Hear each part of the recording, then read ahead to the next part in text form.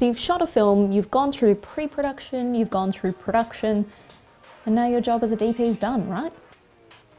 Nah. I say that like it's a bad thing and you don't want to be working, but no, your job is not done. You see, once the picture is locked and the fine cut is complete, it's time to move on to color grading. Now, arguably, this is a really important step in the production process because, well, you have to make sure that you keep on top of everything and make sure that it becomes the vision that you and the director had decided at the start of the project. Believe it or not, there's a lot of hands in that pie, and things can go off the rails very quickly. So you being there is an ability to keep things on track and keep it something that you're proud of. Because what production may want may not be what you envisaged or the way that you shot it on the day.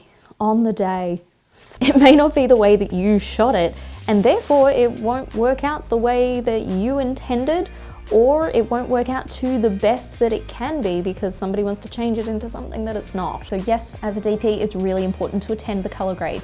I can tell you right now, from experience, the ones that I have not attended, I have been the least happy with. So a film that I shot last year is ready to go. It's ready to be color graded. The fine cut has been complete, and now we're moving on to color grading and music composition. So we're going to be attending a color grading session today, which I thought I might bring you along to and maybe give you a little bit of a rundown beforehand about what I do to prepare for that session. We might even chat to Kira if she's willing to go on camera, who is our colorist for today, and see if she's willing to answer some questions for anybody who is unsure or maybe hasn't done a color grading session before and doesn't know what's involved. Once the final cut of the film is complete, I do ask for a high definition copy. It doesn't have to be 4K, it can be if you want it to be, but really 1920 by 1080 will do. I take screen caps of the footage, making sure to take a screen cap of every single frame. You can do that yourself on your laptop just using the screen capture function, or alternatively you can open it up in a video editor and take stills from the footage that way. I then store all of those screen caps into a very specific folder on my computer and make sure that it is clearly labeled as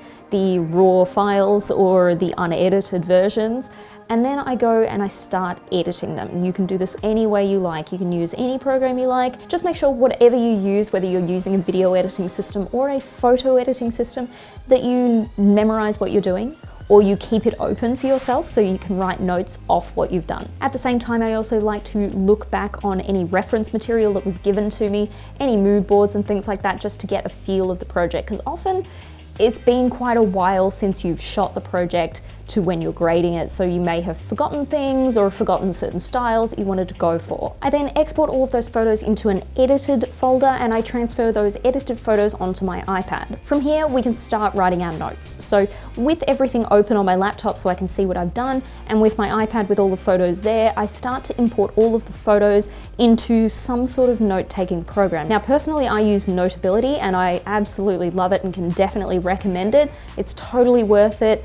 It's a wonderful program where you can put in photos, you can put in diagrams, you can draw, you can write, you can do whatever you want. It's a really good program, especially for students, but also for people who just want to take notes generally on the go. I put all of my YouTube notes in here as well, so it's a really handy organization device. So I import all the pictures and lay them out typically from start to finish of the film, and then I start writing notes. So my notes typically are what I've done in the post-processing that I was doing in Lightroom or whatever program you might be using. But I take what I've done there on the computer and I rewrite it in a note form so I know what to tell or what to ask of the colorist. Sometimes there can be overall arcing sort of themes for scenes as well, so you can group the pictures like that if you want to, and then just write notes per scene. I write notes about whether I want to accentuate things, whether I think a mask should be applied, if I want to adjust contrast or color in one way or another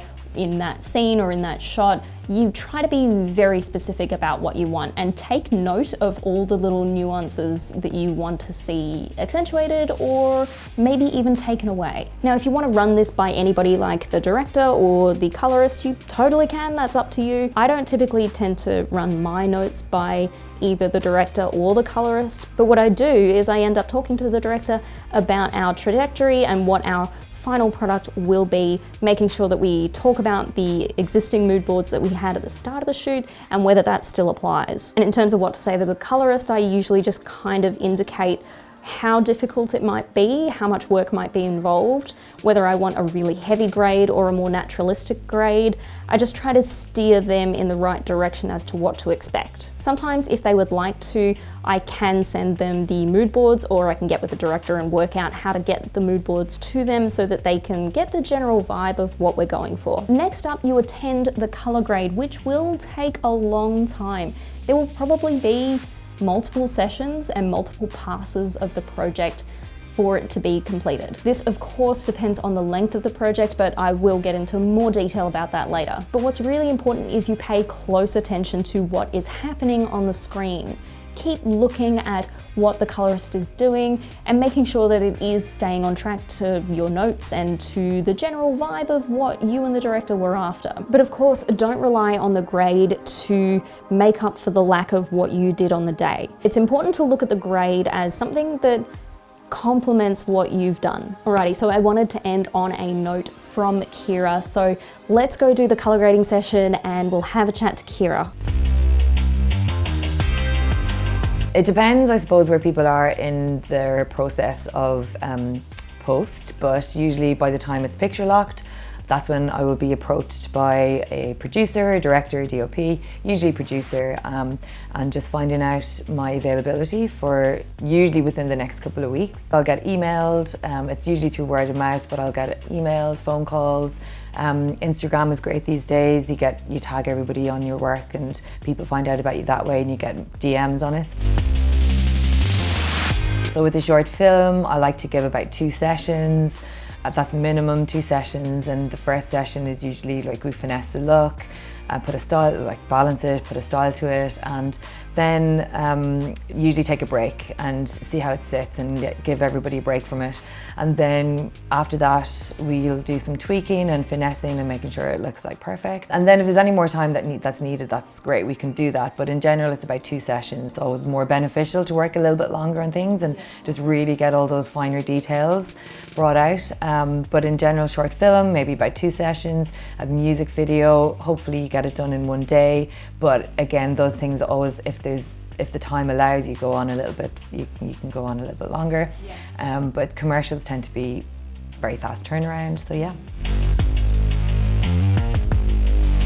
So when someone approached me about a job, I suppose the first questions I would ask would be how long it is, how long the edit is, which camera it was shot on, and if there was different formats or different frame rates, so just I have an idea of what I might be dealing with.